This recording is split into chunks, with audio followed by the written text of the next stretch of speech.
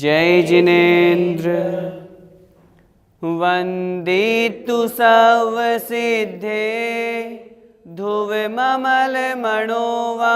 गदिं पते वोच्छामि समयपाहुड मिणमो सुध केवली भणिदम। पंच परमेष्ठी भगवान की जय। आचार्य भगवान श्री कुंद कुंद स्वामी महाराज की जय। आचार्य भगवान एक श्री विद्यासागर जी महाराज की जय। पिछली ज्ञानशाला की कक्षा में हमने समझा था कि जो ज्ञानी जीव होता है वह पर द्रव्यों को, पर पदार्थों को जान करके छोड़ देता है। जब वह पर द्रव्यों को छोड़ देता है, आत्मस्वरूप में लीन हो जाता है, उस समय वह आत्मानुभूति को प्राप्त होता है। आचार्य भगवान आगे कहते हैं कि आत्मानुभूति के समय उस जीव की कैसी दशा होती है, उसी को बतलाने के लिए आज की इस ज्ञानशाला में हम अगली गाथा पढ़ते हैं। गाथा क्रमांक 41। नत्थि मम को विमोहो, नत्थि मम को विमोहो, बुद्धि उवयोग एव अहमिको, बुद्धि उवयोग एव अहमिको, तम मोहनिं ममत्तं, तं मोहनिं ममत्तं, समयस्य वियाणया विन्ति। समयस्य वियाणया विन्ति। बोलिए। नत्थि मम को विमोहो, बुद्धि उवयोग एव अहमिको, तं मोहनिं ममत्तं, समयस्य वियाणया विन्ति। शब्दार्थ देखते हैं। नत्थि मम को विमोहो। नत्थि अर्थात नहीं है, मम अर्थात मेरा, कोवि कोई भी, मोहो अर्थात मोह। मेरा कोई भी मोह नहीं है, अर्थात द्रव्य मोह, भाव मोह, किसी भी पदार्थ से मोह नहीं है। बुद्धि जो ऐसा जाने, कैसा जाने कि मेरा कोई भी मोह नहीं है। उवयोग एव अहमिको। उवयोग अर्थात उपयोग, एव अर्थात ही, अहमिको अहम इक्को मैं हूँ एकमात्र। एकमात्र मैं उपयोग ही हूँ, अर्थात उपयोगवान ही हूँ। अन्य पर पदार्थ पर द्रव्य मोह रूप मेरे नहीं हैं। जो इस प्रकार जानते हैं, तम उसको, उन मुनि महाराज को, मोहनिं ममत्तं, मोह से निर्ममत्व ऐसा, निर्ममत्व अर्थात ममत्व परिणाम से रहित, मोह से रहित, समयस्य वियाणया विन्ति। समयस्य अर्थात समय के, समय अर्थात सिद्धांत के, आगम के, वियाणया अर्थात जानने वाले, ज्ञाता, विन्ति कहते हैं। ऐसे उन मुनि महाराज को जो सिद्धांत के ज्ञाता हैं, ऐसे गणधर, केवली भगवान आदि, उन्हें, उन मुनि महाराज को मोह से निर्ममत्व कहते हैं।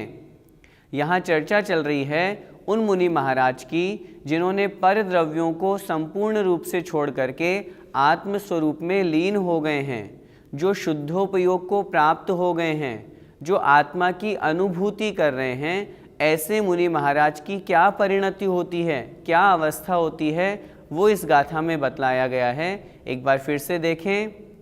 जिन्होंने नत्थि मम को विमोहो, अर्थात मेरा कोई भी मोह नहीं है, पर वस्तु से, पर पदार्थ से, अन्य द्रव्यों से, शरीर से, कर्मों से, किसी भी द्रव्य से, किसी भी प्रकार का कोई मोह नहीं है।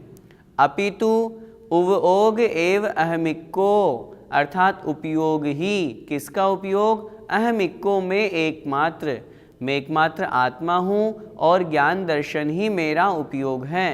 इस प्रकार मात्र ज्ञान दर्शन को ही जो अपना मान रहा है, उसे मान करके अन्य पर पदार्थों के प्रति जो मोह छोड़ देता है, ऐसा जो जान लेता है, तम उस मुनि को जो समय को जानने वाले हैं, जो सिद्धांत के ज्ञाता हैं, गणधर परमेष्ठी, केवली भगवान आदि, ऐसे उन मुनि महाराज को मोह से निर्ममत्व, मोह से रहित, मोह की ममता से रहित ऐसी संज्ञा को प्राप्त कराते हैं, उन्हें इस विशेषण से कहते हैं। गाथा का पूरा अर्थ देखें।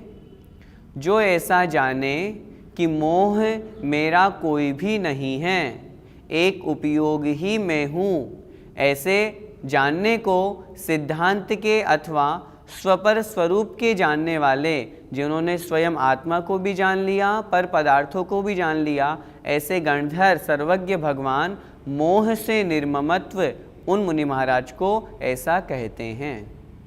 भैया जी, मोह तो मेरी आत्मा में हुआ है, फिर मेरा क्यों नहीं? हम आपकी बात को स्वीकार करते हैं, मोह आत्मा में ही होता है, लेकिन किस कारण से होता है? उत्तर मिलेगा पौद्गलिक कर्मों के निमित्त से। पौद्गलिक कर्म का, मोहनी कर्म का उदय हुआ और हमने वस्तु से मोह किया, व्यक्ति से मोह किया। यह आत्मा का वैभाव है, विभाव परिणति है, आत्मा का स्वभाव नहीं है। कर्म के निमित्त से हो रहा है, इसलिए यह भी आत्मा का नहीं है। यहाँ पर आचार्य भगवान यही तो कहना चाह रहे हैं कि मोह भी मेरा स्वभाव नहीं है। आत्मा का स्वभाव क्या है? आत्मा का स्वभाव तो ज्ञान दर्शन रूप उपयोग ही है, वह उपयोग ही आत्मा का स्वभाव है। इसके अलावा मोहादि जितने भी वैभाविक परिणतियाँ हैं, वो सब आत्मा का स्वभाव नहीं, आत्मा के नहीं। यदि मोह आत्मा का स्वभाव होता तो फिर तो प्रत्येक जीव में मोह पाया जाता। प्रत्येक जीव से तात्पर्य 10वें गुणस्थान तक तो मोह प्रत्येक जीव में है, लेकिन आगे 11वें आदि गुणस्थानों से सिद्ध भगवान के पास मोह का संपूर्ण रूप से अभाव है।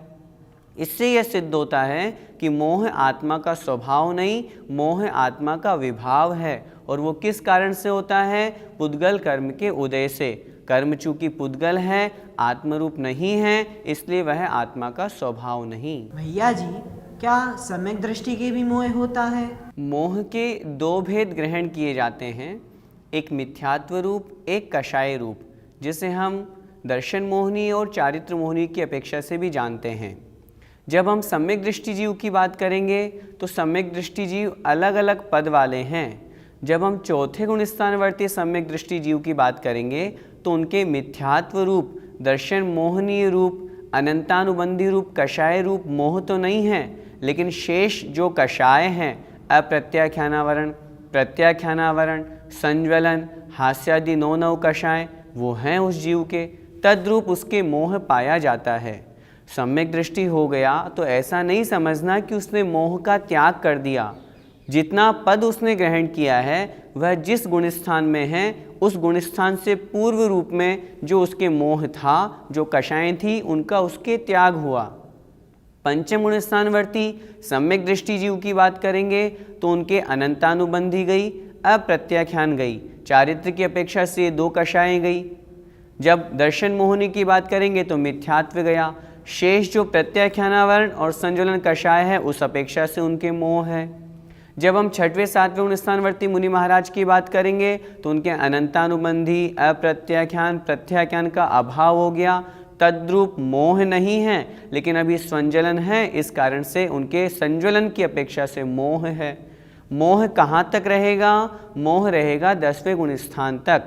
10वें गुणस्थान के अंत में जब सूक्ष्म लोभ का भी समापन हो जाएगा, वह सूक्ष्म लोभ भी उपशम को प्राप्त हो जाएगी, उस अपेक्षा से वहाँ पर मोह का त्याग होगा। इस गाथा का पद्यानुवाद। मेरा न मोह पर से उपयोग मेरा, ऐसा सदा समझता बस में अकेला। साधु उसे परम निर्मम है बताते, शास्त्रानुसार निज जीवन है बिताते। इस गाथा में हमने मोह से रहित निर्ममत्व आत्मा की चर्चा की। इसी चर्चा को आगे बढ़ाते हुए आचार्य भगवान अगली गाथा में धर्म आदि धर्म अधर्म जो अन्य पर द्रव्य हैं वो भी आत्मा के नहीं हैं, मेरे नहीं हैं। इस प्रकार की चर्चा करते हैं। गाथा क्रमांक 42। नत्थि मम धम्म आदि नत्थि मम धम्म आदि बुद्धि उपयोग एव अहमिको बुद्धि उपयोग एव अहमिको तं धम्मणिं ममत्तं तं धम्मणिं ममत्तं समयस्य वियाणया विन्ति। समयस्य वियाणया विन्ति। बोलिए, नत्थि मम धम्म आदि बुद्धि उपयोग एव अहमिको तं धम्मणिं ममत्तं समयस्य वियाणया विन्ति। शब्दार्थ देखते हैं। नत्थि मम धम्म आदि, नत्थि अर्थात नहीं है, मम अर्थात मेरे, धम्म आदि ये धर्म आदि। धर्म से यहाँ तात्पर्य धर्म अस्तिकाय, अधर्म अस्तिकाय, धर्म अधर्म आकाश आदि जो अन्य पर द्रव्य हैं उनकी यहाँ पर चर्चा है। वे धर्म आदि द्रव्य मेरे नहीं हैं। बुद्धि जो ऐसा जानते हैं, ऐसा जाने कि ये धर्म आदि द्रव्य मेरे नहीं हैं, बल्कि उपयोग एव अहमिको, उपयोग अर्थात उपयोग, एव ही अहमिको मैं हूँ एकमात्र, मेरी आत्मा का उपयोग ही एकमात्र है, अथवा मैं मात्र उपयोगवान ही हूँ।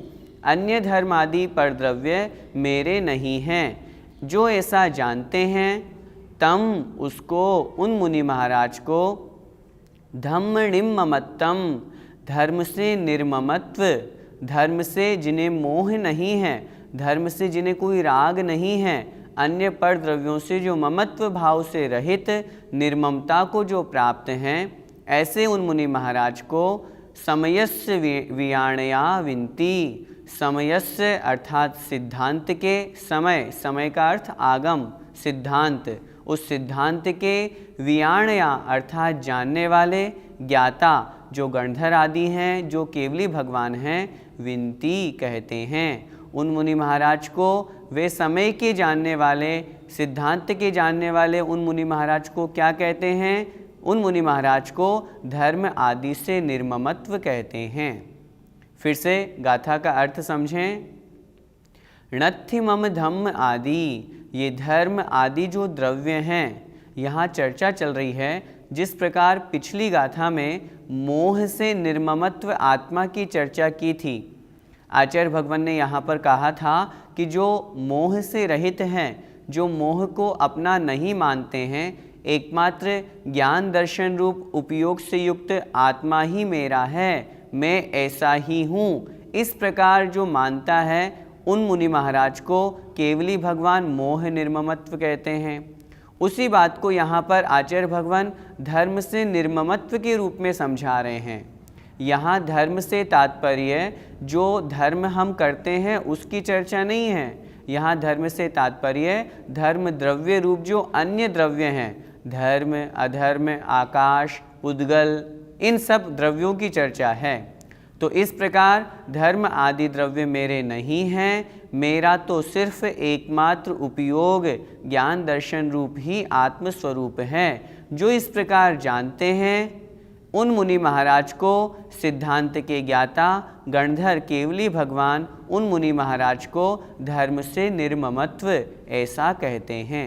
गाथा का संपूर्ण अर्थ देखें। जो ऐसा जाने कि धर्म द्रव्य आदि मेरे कोई भी नहीं है, एक उपयोग ही मैं हूँ, ऐसे सिद्धांत को जानने के अथवा स्वपर स्वरूप के समझने वाले, जानने वाले उसे धर्म से निर्ममत्व ऐसा कहते हैं। भैया जी, वैसे भी धर्मादि द्रव्य को अपना कोई मानता भी कहाँ है? धर्मादि द्रव्य को हम दिगंबर जैन धर्म वालों के अलावा जानता भी कौन है, क्योंकि इनकी विवक्षा तो अपने यहीं पर की गई है। द्रव्य 6 प्रकार के बताए गए हैं: जीव, पुद्गल, धर्म, अधर्म, आकाश और काल। हमने आपकी बात मानी कि धर्म आदि द्रव्य को धर्म, अधर्म, आकाश, काल ये द्रव्य मेरे हैं, ऐसा कोई नहीं जानता, न कोई मानता है। लेकिन आदि से यहाँ तात्पर्य पुद्गल को भी ग्रहण किया गया है, अन्य जीवों को भी ग्रहण किया गया है। इसलिए धर्म अधर्म को भले ही न माने, लेकिन पुद्गल को तो मानते हैं। पुद्गल में तो बहुत से जीवों की धारणा है ही, यह शरीर मेरा है, यह स्त्री पुत्र मेरे हैं, यह मकान मेरा है। अन्य पर द्रव्यों के प्रति निर्ममत्व की अपेक्षा से यहाँ आचार्य भगवान ने संपूर्ण विवक्षा से एक कथन कर दिया कि धर्म आदि द्रव्य भी मेरे नहीं हैं। धर्म आदि द्रव्य मेरे नहीं हैं, इससे तात्पर्य जो धर्म अधर्म अन्य जो द्रव्य हैं उनको मान करके उनकी अपेक्षा से पुद्गल आदि जो द्रव्य हैं, सिर्फ पुद्गल ही नहीं अन्य जीव भी मेरे नहीं हैं, मैं तो मात्र उपयोगवान हूँ, ज्ञान दर्शन ही मेरा स्वभाव है। इस तरह मानना ही वास्तव में आत्मा का स्वभाव है। आज की ज्ञानशाला की कक्षा में जो हमने 2 गाथाएं पढ़ी, उनका क्या सार है? कोई भी जो मोह आदि पर पदार्थ हैं, धर्म आदि जो पर पदार्थ हैं, ये मेरे नहीं हैं। मेरा तो मात्र शुद्ध ज्ञान दर्शन ही मेरा स्वभाव है। जो मुनि महाराज इस प्रकार का चिंतन करते हैं, इस प्रकार का अनुभव करते हैं, उस समय वे वास्तव में अपने शुद्ध आत्मा की अनुभूति करते हैं।